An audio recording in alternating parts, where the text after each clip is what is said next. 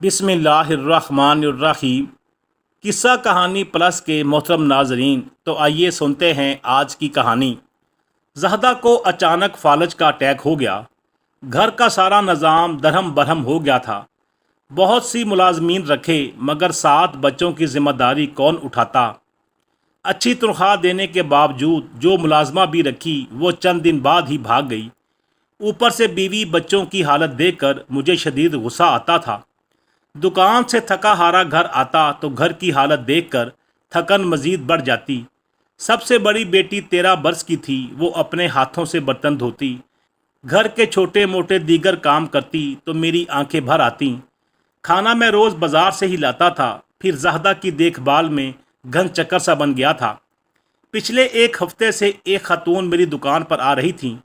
कभी वो चीनी ले जाती, कभी लड्डू। इसके अलावा वो कोई सौदा सलफ नहीं लेकर जाती थी।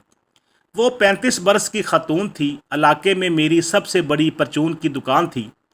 करीबन सभी सौदा सलफ मुझसे ही खरीदते थे। मैं सबसे वाकिफ़ था। हस्बे मामूल वो चीनी लेने आई तो मैंने पूछा, लगता है आप इस इलाके में नई आई हैं। इसने एक नज़र मेरी तरफ देखा और चादर दुरुस्त करते हुए बोली, जी मैं नई आई हूँ। मेरे बच्चे शोहर कोई नहीं, अकेली रहती हूँ। इलाके की नुक्कड़ पर जो मस्जिद है ना, इसके करीब एक कमरा किराए पर लिया है। वो हाथ हिला हिला कर तफसीलात बता रही थी और मैं मुंह खोले इसे देखता रहा। मुलाजम लड़के ने सौदा तोल कर दिया। वो शापर उठा कर चली गई। आज भी इसने सिर्फ चीनी और लड्डू ही खरीदे थे। मैं अब तक हैरान परेशान बैठा सोच रहा था कि इसने मेरे पूछने से पहले ही सारी तफसीलात बताई हैं। अचानक मुझे ख्याल आया कि जब इस खातून का आगे पीछे कोई नहीं तो फिर इसका गुजर बसर कैसे होता है। सारी रात मैं करवटें बदलता इसी खातून के बारे में सोचता रहा। अगले रोज़ वो फिर आई तो मैंने पूछा, आपका गुजारा कैसे होता है। इसने कुछ ऐसी नज़रों से मेरी तरफ देखा कि मैंने गड़बड़ा कर कहा, मतलब घर का खर्च कैसे चलता है।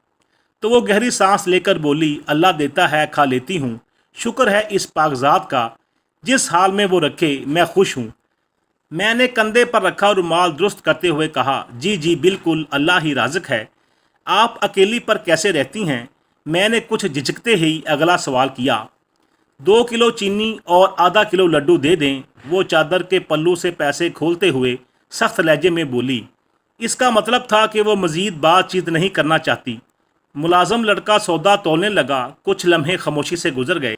मैंने गला खुश करते हुए कहा कि अगर आप चाहें तो हमारे घर रह सकती हैं। इसने कुछ कहने के लिए मुंह खोला ही था कि मैंने दोनों हाथ उठाते हुए कहा, नहीं नहीं, गलत मत समझिएगा। दरअसल मेरी बीवी बहुत बीमार है, इसे फालज का अटैक हुआ है। मेरे छोटे छोटे 7 बच्चे हैं। इतने में मुलाजम लड़के ने चीनी तोल कर एक तरफ रखी और लड्डू तोलने लगा। वो कुन आंखों से मेरी तरफ देखती काउंटर पर रखा चीनी का शापर उठाकर जाने लगी तो मैंने बेसाख्ता आवाज़ देकर कहा, लड्डू नहीं लिए आपने। वो कुछ कदम चली, फिर मुड़कर बोली, जी आपका घर कहाँ है। मेरी कप कपी रुकी, सांसें बहाल हुईं। मैंने जल्दी से इसे घर का एड्रेस समझाया। मेरे इशारा करने पर मुलाजम लड़के ने आगे बढ़कर लड्डुओं का शापर इसकी जानब बढ़ाया और वो शुक्रिया कहकर चली गई। अगले रोज़ सुबह सवेरे मैं बाज़ार से नाश्ता लेकर आया ही था कि दरवाजे पर दस्तक हुई। मैंने देखा वही खातून खड़ी मुस्कुरा रही थी। पता नहीं क्यों इसकी मुस्कुराहट मुझे कुछ अजीब सी लगी थी। मैं ज़्यादा देर इसके चेहरे की तरफ नहीं देख सकता था। मैं तेज़ी से दरवाजे के सामने से हटा और इसे घर के अंदर ले आया। मैंने अपनी बीवी बच्चों से इसका तारुफ करवाया और नाश्ता करके दुकान पर आ गया। शाम को मैं घर गया तो ये देखकर हैरान रह गया कि इस खातून ने एक ही दिन में घर का नक्शा बदल दिया था। साफ़ सुथरा महकता हुआ घर, एक मखसूस खुशबू घर के कोने कोने से फूट रही थी। साफ़ सुथरे नहाए धोए तमीज़ से बैठे बच्चे। मैंने बाज़ार से लाए खाने के शापर इसकी तरफ बढ़ा दिए। वो मुस्कुरा कर बोली, मैंने खाना पका लिया है। मैंने कहा, ओह, पर अब तो मैं ले आया हूँ, चलें खैर, आइंदा मत लाइएगा। वो मुख्तसर सा ये कहती हुई खाने के शापर पकड़कर किचन में चली गई। मेरी बीवी भी आज साफ़ सुथरे लिबास में लिपटी हुई थी। इसका कमरा भी चमक रहा था, मगर पता नहीं क्यों इसके चेहरे पर अजीब सी बेचैनी थी। वक्त गुजरता गया। बच्चों ने स्कूल जाना शुरू कर दिया। पढ़ाई में भी वो अच्छे जा रहे थे। इनका होमवर्क, खाना पीना, घर के काम काज सब वही खतून ही करती थी। میں حیران تھا اور خوش بھی تھا، کیونکہ اتنا اچھا تو زہدہ نے بھی گھر کو نہیں سنبھالا ہوا تھا جتنا اچھے سے وہ سب کچھ کر رہی تھی۔ میرے کپڑے بھی ہمیشہ استری شدہ الماری میں لٹکے ہوتے تھے۔ ایک دن ملازم لڑکے کو تنخواہ دیتے ہوئے اچانک میرے ذہن میں آیا کہ اتنے ماہ ہو گئے اس خاتون نے نہ مجھ سے تنخواہ مانگی اور نہ ہی میں نے اسے دی۔ دل نے سوال کیا، جتنا وہ سب کر رہی ہے کیا اسے صرف تنخواہ دار ملازمہ کہنا یا سمجھنا چاہیے؟ میرے اندر ایک عجیب سی جنگ چھڑ گئی۔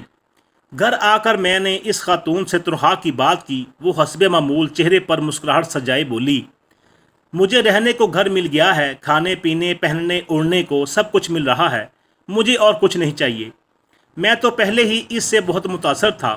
اس کے جواب نے مجھے مزید اس کا گرویدہ کر دیا۔ میں کچھ وقت کے لیے بالکل بھول گیا تھا کہ میری کوئی بیمار بیوی بھی ہے۔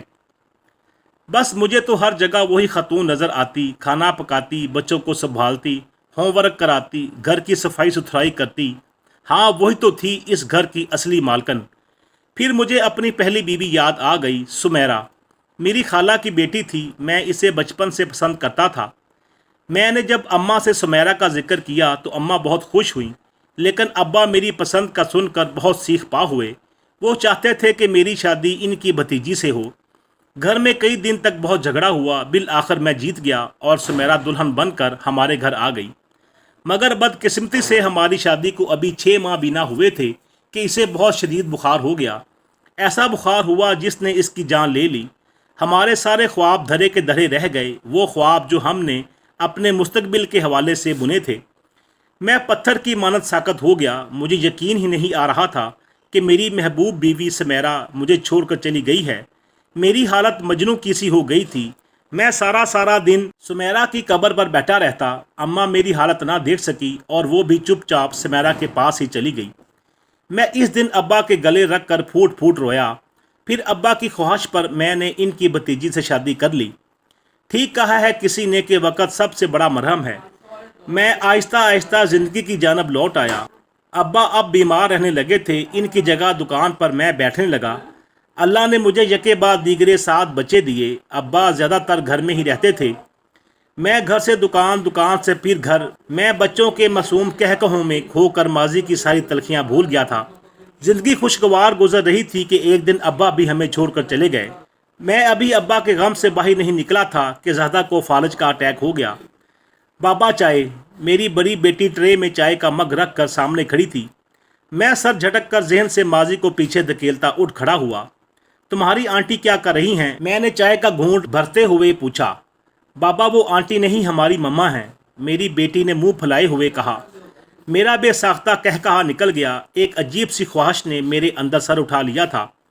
میں جتنا اس خواہش کو دباتا وہ اتنی ہی شدت سے ابھرتی۔ تھک کھا کر ایک دن میں نے موقع دیکھ کر اس سے کہا، مجھے آپ سے ایک ضروری بات کرنی ہے۔ جی کہیے۔ چائے کا مگ میرے سامنے رکھتے ہوئے بولی۔ میں نے ایک نظر اس کے مسکراتے چہرے کی طرف دیکھا۔ نہ جانے کیوں میں چاہ کر بھی کچھ نہ کہہ پایا۔ پھر اسی شش و پنچ میں کئی ماہ گزر گئے۔ اب وہ مجھ سے ہلکی پھلکی بات چیت بھی کر لیتی تھی۔ اس کا فائدہ یہ ہوا کہ مجھے حوصلہ مل گیا اپنی بات کہنے کا۔ حسب معمول رات کے وقت ہم دونوں ڈرائنگ روم میں بیٹھے تھے۔ بچے سو گئے تھے، میں چائے پی رہا تھا۔ چائے کا گھونٹ بھرتے ہوئے میں نے دھیمے لہجے میں کہا، آپ نے میری بیوی بچوں کو میرے گھر میں اتنے اچھے سے سنبھال رکھا ہے، اگر آپ مجھے بھی سنبھال لیں تو کیا میں آپ کا خیال نہیں رکھتی؟ الٹا وہ مجھ سے سوال کرنے لگی۔ حقیقتاً مجھے کچھ سمجھ نہیں آ رہا تھا کہ میں کیسے بات کروں۔ وہ مجھے یوں الجھن کا شکار دیکھ کر بولی، آپ گھبرائیں نہیں، آپ جو بھی کہنا چاہتے ہیں کھل کر کہیں۔ میرا مطلب ہے کہ آپ مجھ سے جی بولیے، مجھ سے شادی کر لیں۔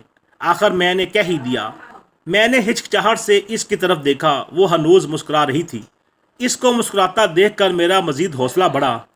جی تو آپ شادی کریں گے مجھ سے؟ میں نے سر اٹھا کر اس کی آنکھوں میں دیکھتے ہوئے جواب دیا، جی ہاں۔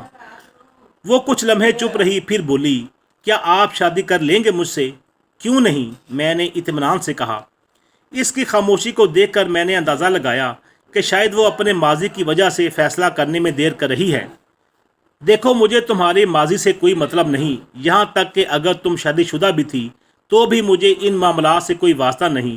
مجھے کوئی مسئلہ نہیں، تم چاہے طلاق یافتہ ہو یا بیوہ ہو، मुझे इससे कोई फ़र्क नहीं पड़ता, बस मुझे तुमसे शादी करनी है। वो गहरी सांस लेते हुए बोली, ठीक है, लेकिन आप वादा करें कि आप मेरी हकीकत सुनकर भी मुझसे शादी करेंगे। लम्हे भर को मेरा दिल ज़ोर से धड़का। जी मैं वादा करता हूँ, आपका माजी, आपकी हकीकत कुछ भी हो, मैं आपसे शादी करूँगा। मैं फैसला कर चुका था। नहीं, ऐसे नहीं, वो नफ़ी में सर हिलाते हुए बोली। तो फिर कैसे? मैंने भूमें सुकेड़ते हुए इससे पूछा। वो मुस्कुराते हुए बोली, हाथ मिलाकर। मैं खुलकर हंसा और अपनी जगह से उठा और जाकर इसके सोफे के पास नीचे बैठ गया। मैंने घुटनों पर रखा इसका हाथ पकड़ा। मुझे बहुत अजीब सा लगा। मेरा पूरा जिस्म पसीने से शराबूर हो गया। मैंने तेज़ी से इसका हाथ छोड़ दिया और उठ खड़ा हुआ। क्या हो गया आपको?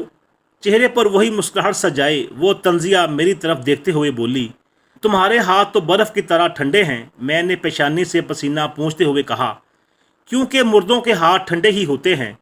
मैं तेज़ी से मुड़ा, मगर वहाँ अब कोई नहीं था, सिवाय पूरे कमरे में अगरबत्तियों की खुशबू और एक आवाज़ की बाज़ गश्त के। मुर्दों के हाथ ठंडे ही होते हैं। मुझे अपनी रीढ़ की हड्डी में सनसनी दौड़ती महसूस हुई। कप कपाते हुए मेरे लबों से बेसाख्ता निकला, सुमेरा।